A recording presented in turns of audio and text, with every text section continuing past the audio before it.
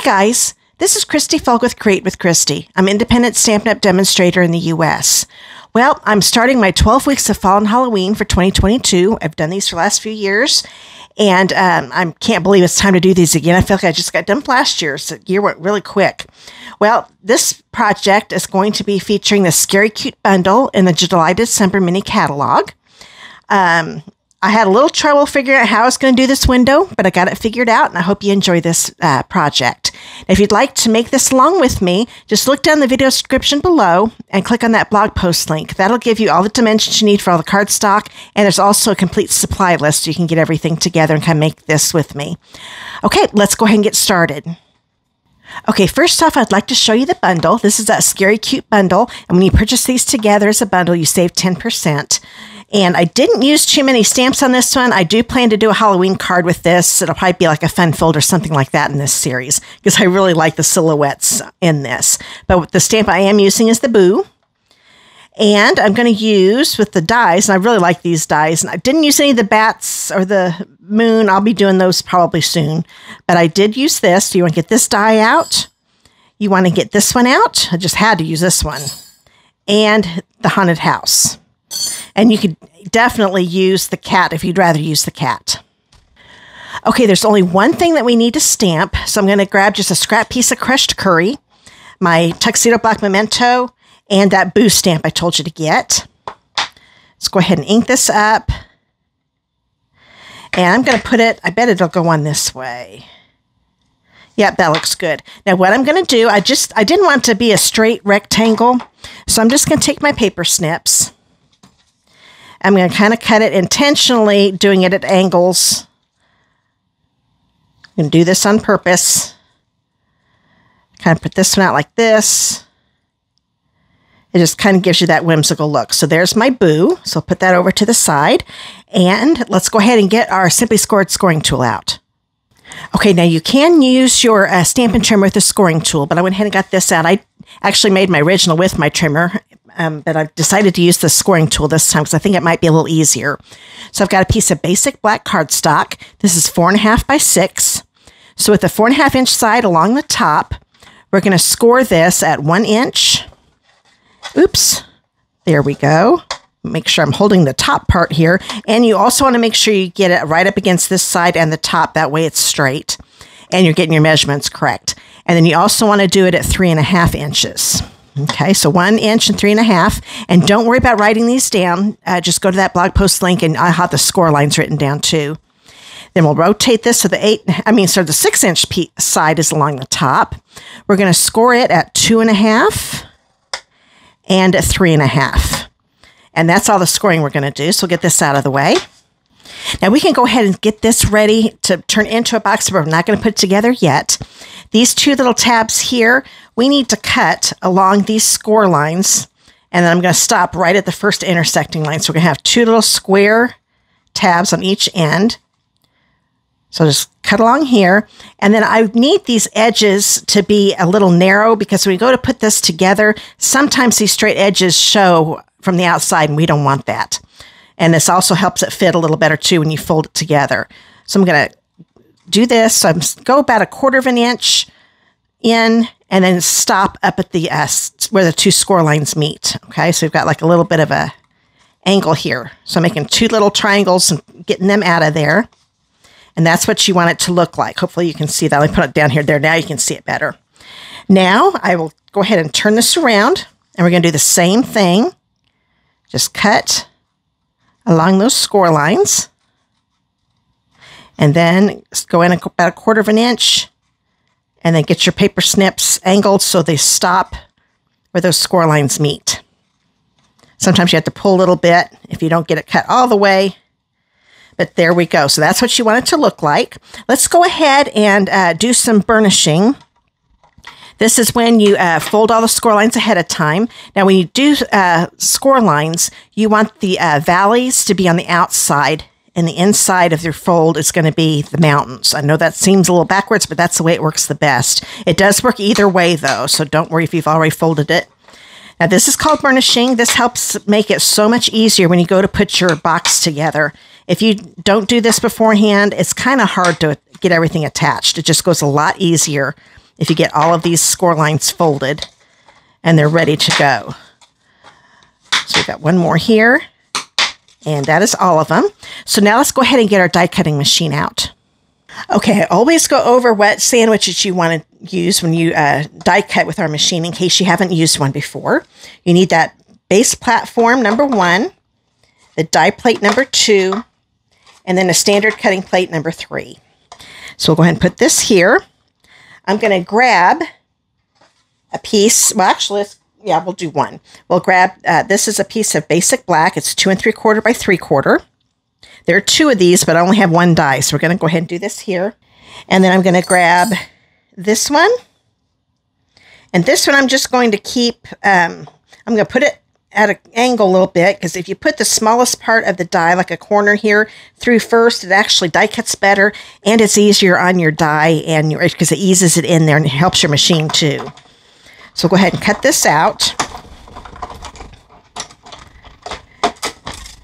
And that's what we need for the back of our bag. Now let's get all this back over here again. I'm going to grab another piece of basic black, same size, 2 3/4 by 3/4. We're going to put this one here. And then I'm going to grab this one. This has got the trees. And I'm going to go ahead and tape this one on, I think. I'm going to hold on to the one on the outside and kind of move that inner one until I get the border that's in between the 2 dies about the same. You don't have to be perfect. I don't think anybody will notice if you're off just a little bit. And then I'm going to take some tape and get those stuck down. Don't want them moving on me. That looks pretty good. So now we'll run this through. You could do them separately, but I think it's a little easier to be able to see the border of that die there. I think it's easier to center that way. So now we'll take the tape off. Nice and easy. And this is Post-it tape, in case you don't know. I think it works better than washi tape even. It comes off a lot easier. Now, we will lift this up. We've got some pieces, and they just fall right out. And here we've got our little window, and we're going to put a window sheet on that, not just yet. So let's put this over to the side. Now I want you to hold on to this piece here. Let me get all these little scraps off of here. And then we're going to grab that haunted house, or if you want to do the cat instead, grab the cat, because I think it'll fit too. I'm going to kind of move it around. You kind of have to play around with it a little bit, but it should fit inside this scrap. So there we go. I've angled it. I'm looking at all the big points. Yep, that looks good. You can tell it just fits. So if you're nervous and it's not working, then I would go ahead and grab another piece of basic black. But I try to save as much on cardstock as I can. Oops. So we'll get this out of the way. And now we have our neat, oops, let me get hold of it, house. There we go. Now let's grab, let me get this over here. Try and get all my die cuts together so I don't lose anything. Okay, now we want to grab a piece of window sheet. This is 2 3/4 by 3 1/4, just like those basic black pieces were. And I'm going to grab the die that's the open one. That's like a frame. You may not be able to see this in the video, but I'm making sure I've got it inside my window sheet. It's really hard to see it on the video, I'm sure. And don't worry about all the crunching. It's because it's a window sheet. The acetate likes to make a crunching noise. So there we've got our window. And put this somewhere where you don't lose it, because it is very easy to lose those because they're so see-through. And now I want you to grab, we've got one more thing to die cut. So grab your bag. This is your bag piece. It doesn't matter. You want to make sure that you've got where the folds are going in, have them be going down. Okay, does that make sense? This is the inside where we folded. So we want the outside facing up. And it doesn't matter which end you're going to do this in, but you want to grab the one for the trees. This is a part that I had to play around with to get it to work. I want you to make sure that you center. You see the score lines here? Have the border around this die be about the same on the left and right and on the bottom. Don't worry about the top. You're just looking at the sides and the top. Get it in there straight. It doesn't have to be perfect. And then I'm going to put this down so it doesn't move on me again. And we'll run this through like so.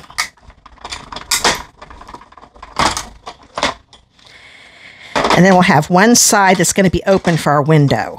So let me get this off of here so you can see what it's going to look like. There we go. So I've got a partial window, and I'll show you what to do here next. I did my, it must be really humid in here. My tape got kind of messed up just a little bit, but that's okay. It's going to look just fine. It's Halloween. It doesn't need to look perfect. It needs to look eerie. So let's go ahead and get our die cutting machine out of the way, and we'll finish making this. Okay, let's go ahead and put this together. I almost kept these on here, but I was afraid they wouldn't line up perfectly with this. So we really don't need them. So take your snips, and even this little part here that's angled a little bit, I went ahead and cut that off too. We don't need those. I know it feels a little flimsy right now, but don't worry. Once you put that front piece on, it won't be flimsy at all anymore. So we've taken that off, and then we will take this off. So now we've got our opening. The reason I did not use this one is because that would have taken away way too much. We needed to have these sides right here so we could attach the other piece. So now I want you to grab your window sheet that you die cut and this guy here. Now this is really narrow. So what I decided to do was use glue dots. If you're worried about, like I just put some candy canes in it so I knew they wouldn't fall out. If you put something small and you're really worried that you want it a little more sealed, you could use glue right here. But I'm going to find my glue dots here. Make sure I'm looking at the side that looks the best because you can tell the difference. And this is definitely the back. It's a little flatter. The die almost rounds the edges a little bit. So this is the back. I will put a glue dot in each corner here. Here, let me do it this way. There we go. I don't know why I was making that harder than it needed to be. So this is actually the front that's facing up now. When I was holding it, I was like, okay, why isn't this working? So I've got it in each of these corners here. Now I'm going to do this corner here. And we'll just get all these little corners. Okay, now I don't know if you can see, but I've got one in each little corner here. Let's go ahead and put one here and here. You probably don't have to have that many. But since this is a little longer space, this one I think is short enough. I think it's going to be fine. But let's put one right in the middle, just so our window sheet doesn't gap a little bit there. Like I said, oops, my glue dots are sticking to each other.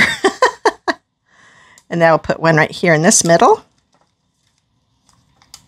Okay, now we need to grab, I'm going to grab a piece of my grid paper here. Let's see if we can see that window sheet a little better. You may not see it, but you'll get the gist. I'm going to line this up. I'm going to go with the bottom edge here, kind of angle it. And I'm going to lay it down really easy. The nice thing about the window sheet is I can get it up off of there if it's not lining up just right. But nope, so as long as I got that straight, the rest of it lined up really easy. I'm really surprised how easy that goes on. And now we've got our window sheet there. Okay, so now we'll grab this. I'm going to grab my silicone mat. You definitely don't need the silicone mat, but I use it a lot when I'm using glue. I'm going to grab my multi-purpose glue. And I'm going to put some glue right along here, mainly around these edges. Okay. Because one thing, let's see if I can get this going again. I think it's starting to, there we go. I want to stay close to these little humps, I guess you can call them, little bumps, because this part is not, it's going to be showing from the outside. So I'm going to line this up. This bottom edge should line up right with the score lines, and the side should line up with the score lines as well. Just get it centered as well as you can. Make sure it stays within the score lines, though. Okay. Now we'll push that down. Make sure the glue takes hold. I think this one needs to be pushed down a little bit more. There we go. So now we have that side all sealed up, and we've got a window so we can see through whatever our treat is on the inside. So let's turn this over. Now what we're going to do, whenever I do a box, I pick my front. This one's easy. We want this side to be our front. Oh, this still isn't staying together. There we go. You push that. I might need to put more glue on that. When you put this down, you always want the front ones to be on top of the back ones. Okay, that way, where they meet is going to be on the back. Okay, so we're going to turn this over. I'm just going to put these inside. We could glue them like so, but they stay right up against the edges. There's really no reason to glue those. So I'm just going to put a little glue on this piece here. You could also use tear and tape for sure. But I think using the glue, I'm going to be able to play around with it just a little bit as I put it together. I want to make sure that the bottom edges of this are with the score line of that tab inside. That way we know it's straight. And the good thing with the glue, I can kind of play around. I'm looking to make sure it looks straight. See, that looks pretty good. So now I'm going to push it real good because you want to help get that glue to soak into that paper. Okay, so we'll do that with this one. Where the window is, that's the side we want to put our glue. So I'll just hold this down. Put a little glue here. Put this down. With the glue still being wet, I can move it around a little bit. There we go. I want to make sure I don't have the back side sticking up. Now we'll hold all that in. And voila, we've got the base of that. Isn't that cool? Now, I did forget, if you're watching this, you might want to put this on first, but it really doesn't matter since we're using dimensionals. It's really easy to get that added on. I forgot I did add this on first. But I can improvise. It's going to work. So I'm going to grab my black dimensionals. They do come in the regular size and the mini. It's a combo pack. So I grab the minis. I want to have one up here. That way it's not showing from the outside. And I love having these black ones. And I'm not going to worry about putting anything where that fence is at. We just want to make sure that this is supported really good. And I think that looks just fine. We'll take the paper backings off, scoop them up. And then I will just put this right on here, right along the bottom edge to where it looks good to me. Then I can put, since I'm putting it on after I put the box together, and I did it really, just laid it down. Now that it looks straight, it wasn't quite straight. Now that it's straight, I can push those down, put my fingers in there. And now we have got really most of this done. We're just about done. Okay, now I've grabbed the two Designer Series paper pieces. This is the Black and White Designs DSP. This one is 2 1/4 by 2 3/4. And these are both the same size. They're 3/4 inches by 2 1/4. And you can pick whichever side that you want. I liked having the darker side. And I'm going to grab my seal. Now, I am not going to put any adhesive on those edges. I'm just going to do here along the middle part. I'm not going all the way to the corner because we're going to be cutting those corners off here in a minute. And then I'm just going to put this on, center it as well as you can.